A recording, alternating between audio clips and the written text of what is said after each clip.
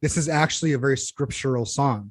It's like forget about the fact that it's talking about taking Getting somebody home higher at than night. the Empire Yeah, State. exactly. Yeah, But exactly. talking about how it's actually a scriptural based song. It's like, don't push it. Come on. You've reached the end of the tape.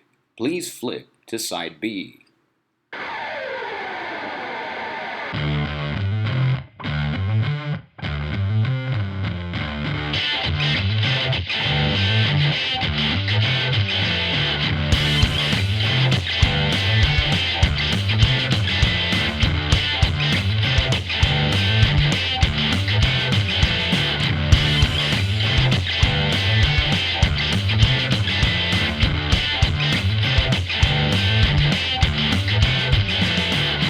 It's like, don't push it. Come on.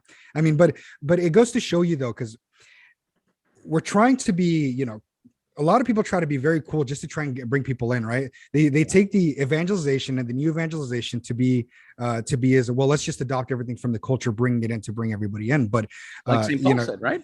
Yeah, but it's a little much there, you think? But let me go ahead and read to you another Bible verse. It's from James chapter 3, verse 1. And all of us here who are teachers, and you don't have to be a teacher just in the classroom, but a teacher of the faith to let this hit you. It says, "Let not many of you become teachers, my brethren, for you know that we who teach shall be judged with greater strictness." Wow. Yeah. Yeah. And that scared the crud out of me when I was a teacher. Yeah. When I was a theology teacher, that scared the crud Oh, out yeah. of me. So whenever I said something, I would not dare teach something I was not living, Yeah. or at least trying to live. What was you? Yeah. Because I couldn't look at those kids in the eye and say, okay, I'm living this fully. I would oftentimes say, like, yeah, the church is full of hypocrites. I'm probably the biggest one right here. And you know there's what? always room for one more.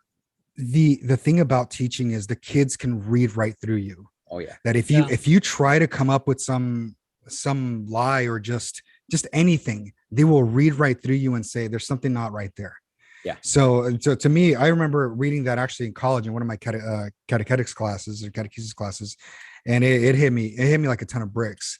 It was like, all right, so you're not just wanting to participate, but you're wanting to participate, and now you're being brought onto a whole nother level. So when you die and you face God, it's like you're not just going to be held to the same accountability as everybody else, but you're one of the people that were put in charge, that Christ put in charge of others. And like the scripture verse of the day says, it's better that a millstone be tied around your neck than to lead one of these to sin. So talk about a call, right? Yeah. So I can only imagine, just we as teachers, I know there's a lot of struggle, especially amongst the administration, but just it really makes me feel for the priests that are struggling out there. So, yeah. Yeah, no. I wanted to talk a little bit about, in your personal opinions, what is it that you guys think has contributed on a personal level, not just all the stuff that you've talked about, obviously, to the decline in the Catholic identity within schools. I was looking at some things, and I saw that there was over 210,000 Catholic schools worldwide. That includes elementary, high schools, and colleges. And then I also read in the National Catholic Education Association that over the last 50 years, there's been two reasons why there's been major declines in enrollment. The first is the sex scandals, obviously, right? I think that's a duh, right, moment there. The second is the pandemic, obviously the financial ability for people to send students, their children, to Catholic schools, right? And the third, in my opinion, would be people no longer believe in Catholic schools, right? That's one that I would add. In America alone, there's been over 200 schools that have closed just in the last year. That's a lot of schools. Yeah. The radical secularization of Catholic schools in America is very evident. We see all this going on within the last 2 years. We see, I believe in Indiana, there was a Catholic school, a Jesuit school, right, Edgar, that the bishop revoked its Catholic identity because there was a member of their faculty that was openly gay and married. and they refused to fire that member of their faculty. So the bishop said, okay, you're no longer a Catholic school, right? There was that other school in Florida that there was a family that donated like $1.5 million. If you guys remember that story, that happened over the summer. And then the school totally turned like woke. They started promoting, critical race theory and gender theory, and even promoting abortion. That family was conservative, so they literally sued the school in Florida for doing that. And the list goes on. There's another school in Chicago I was reading about, Loyola Academy, Jesuit school again. And then there's a ton of different schools here in LA, which I'm going to get into. Yeah, there's a ton of schools in LA, which I'm going to get into my own personal experiences right now. But I want to open this conversation about, what do you think is the reason why the Catholic identity has declined? From your personal experience within Catholic education, what is it? What do you think is keeping the faith from being taught in the Catholic school when Catholic schools are called Catholic and you get in trouble for teaching Catholic teachings? So I guess I just kind of said one, but I don't know, you guys, I'll open it up to you guys. I just wanted to kind of introduce that. Well, if I had the answer to that question, we'd solve all the issues of the world, wouldn't I? So, geez, that's a difficult one. I will say this. I think we've gotten away from what Catholic education is supposed to be. If you look at, so my friend, my Eastern Catholic friend who I just mentioned, he started working at a public school and he's having a bit of a hard time. And what he told me, and one thing that I experienced when I was teaching, was that all of these professional development, spiritual retreats that are going on at these schools are literally just cut and paste from public schools. The Catholic identity has been completely stripped away. And I think a lot of it comes from, of course, the culture. A lot of it comes from, as I think what's his name, Patrick Coffin calls it, the pelvic issues, right? It's a lot of the pelvic issues, like the sexual issues. How nowadays, I mean, even 10 years ago, the sexual issues were not as big as they are now. I mean, it's when gay marriage was passed, just 6-7 years ago, I was sitting at the table with my brother and my sister and saying, watch, give it 20-30 years, you're going to start hearing that men believe that they're women and women believe that they're men, and people are going to be defending that. It only took about 5-6 years for that to happen. And Catholic schools are adopting that. So when I was teaching, I think it was my second year of teaching, I was in class and I had a student, very, very bright student.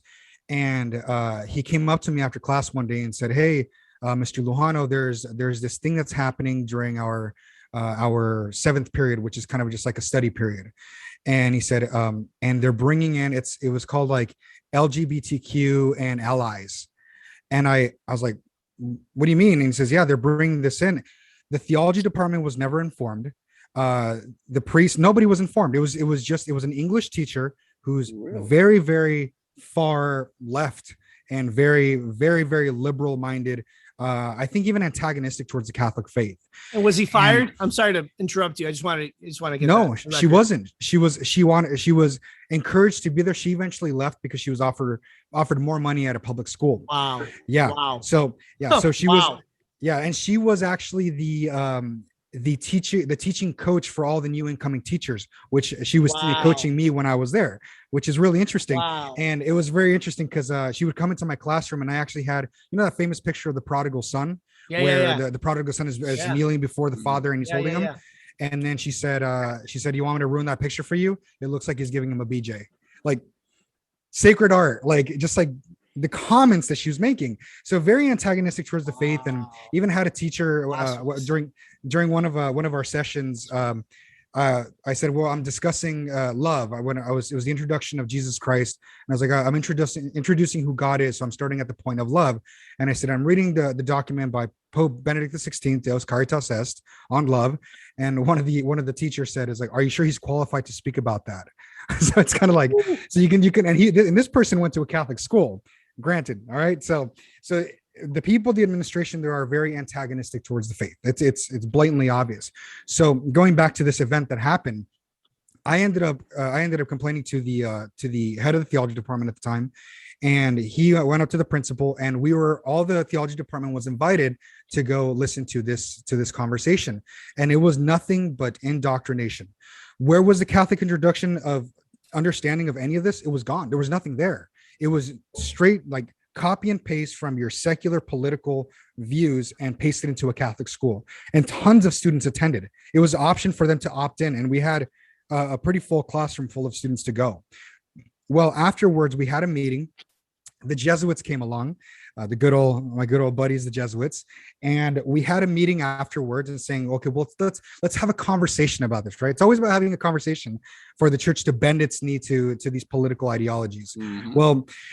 Well, we had this meeting, and before the meeting, I was actually talking to the Jesuit priest along with a former colleague, and we were saying, Father, there's these Catholic organizations that continue to go in line, that are approved by the Catholic Church to tend to these people, to the things that they're going through, without fully embracing this ideology.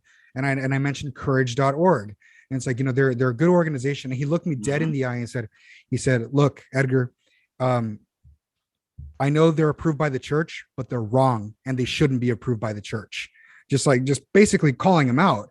And to me, it was wow, very telling of where this situation was going. So when we went into this classroom to have this conversation, I started to bring up, I was like, well, we need to bring up curriculum that introduces proper understanding of sexuality from the Catholic perspective.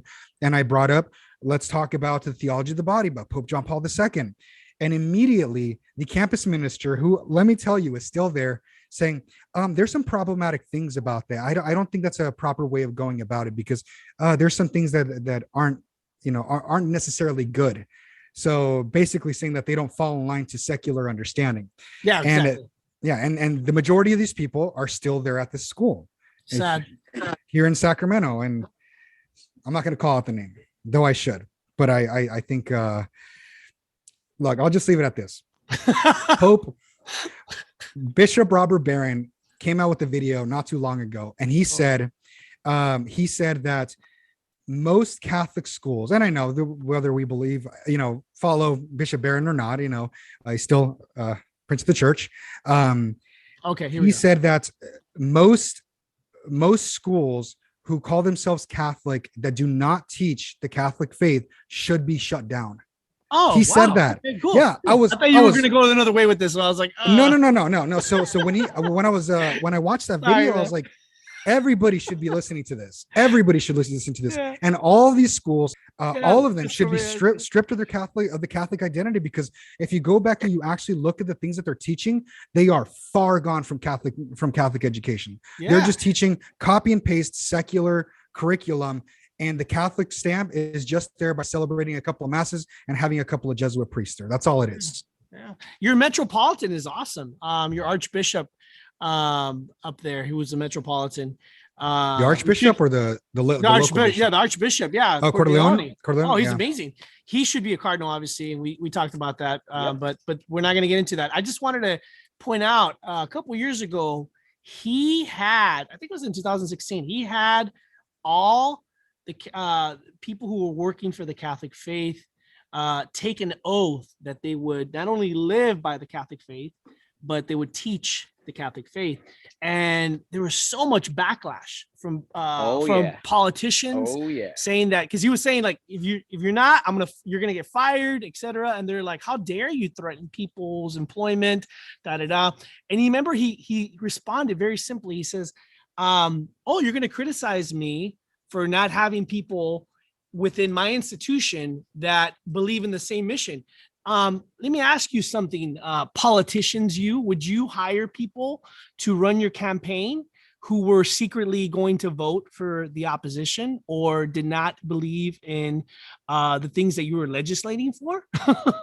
Right? And he just shut them all up, because you don't do that. You get people on the same team, right?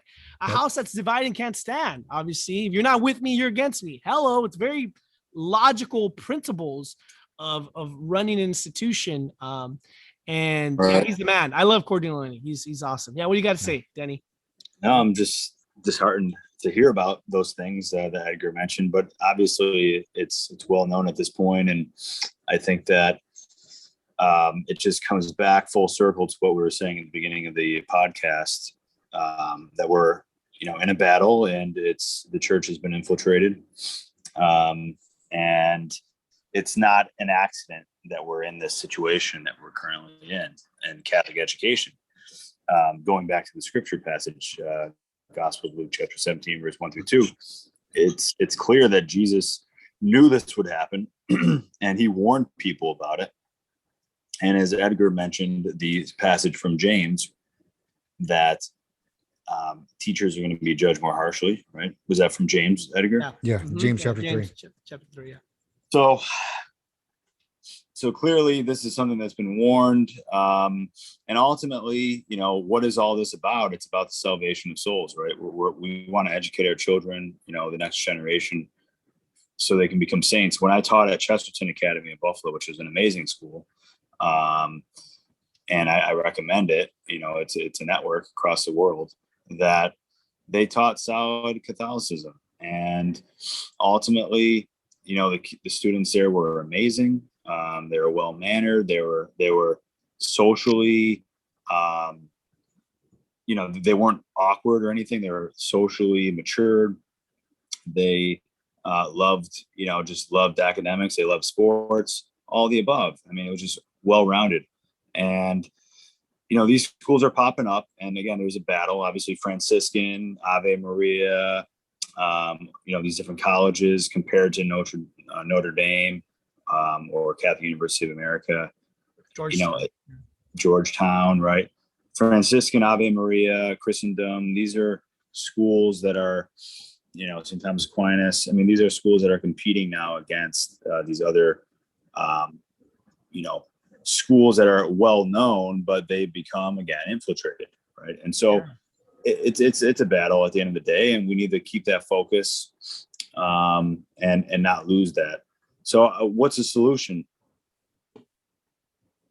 Wow, that's a loaded question. What's the solution? Maybe, we can continue that, but I did want to say a couple things, and just in my experience, that the reason why I think the schools are losing their Catholic faith, and obviously, first and foremost, you got liberal priests, liberal nuns.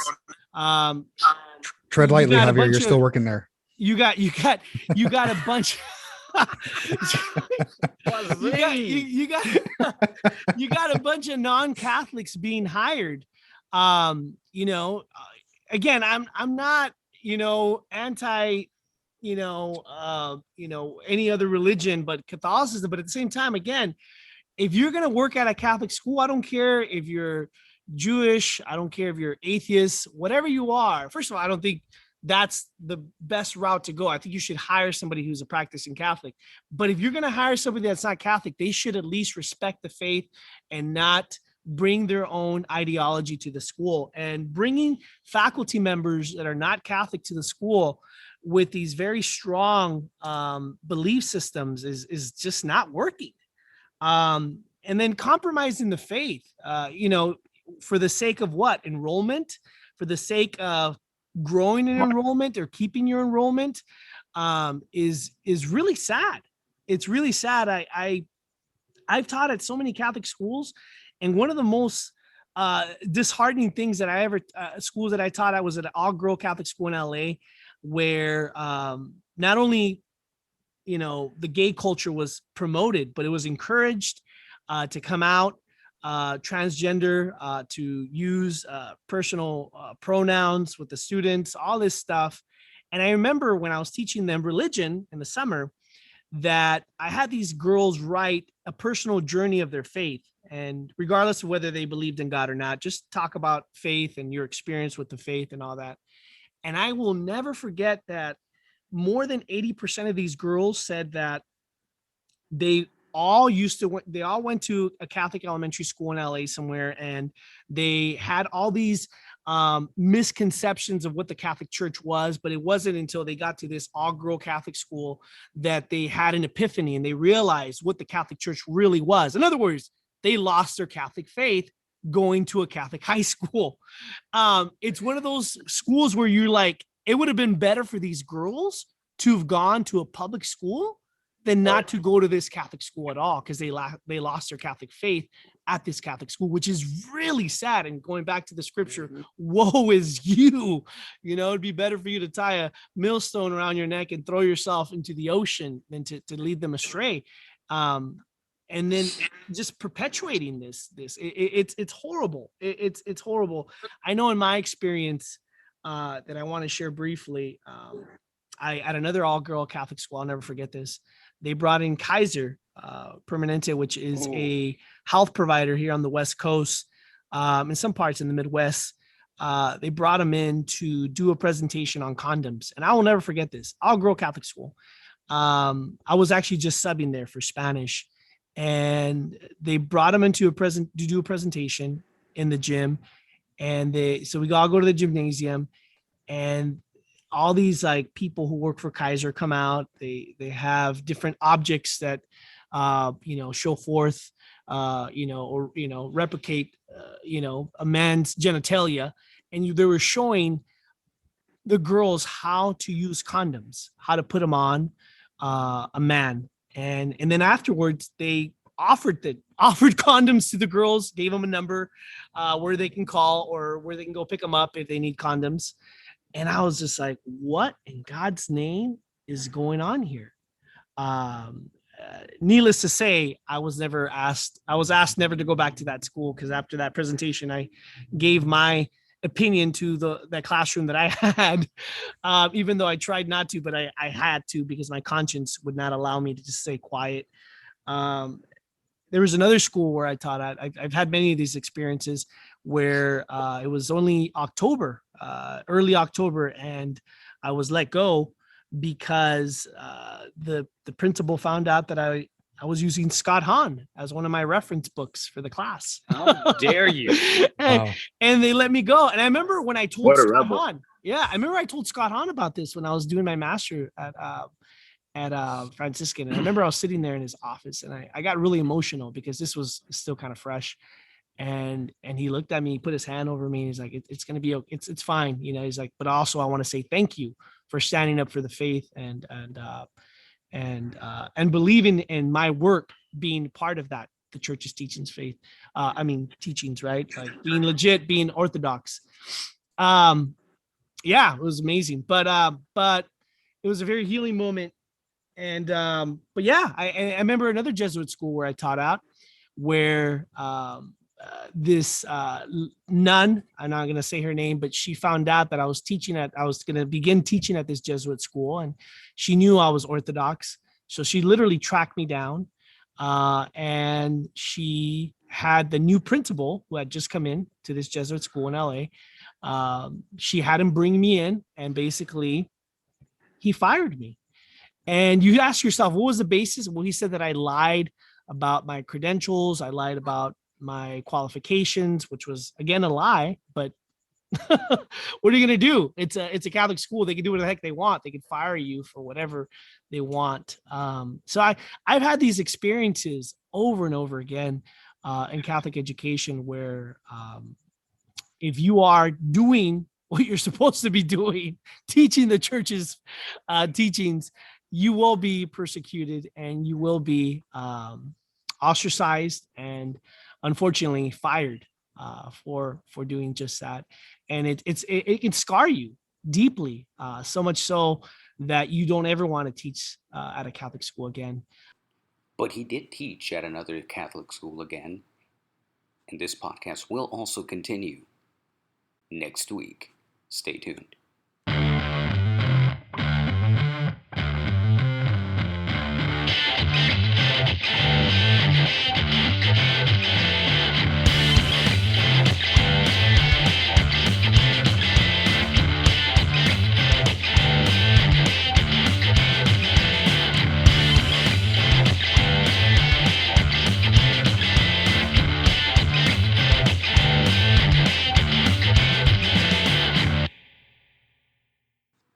Hey guys, I just want to encourage everyone to continue to pray with us on Instagram live, not live, on Instagram stories and Facebook stories. We don't check Facebook. I'm only on Instagram. I just kind of post through Instagram to Facebook. Anyway, go to the stories, pray the novenas with us. Let's pray together and pray for Afghanistan, pray for Australia, pray for everywhere, pray for our nation because things are weird. They are. But when have they not been?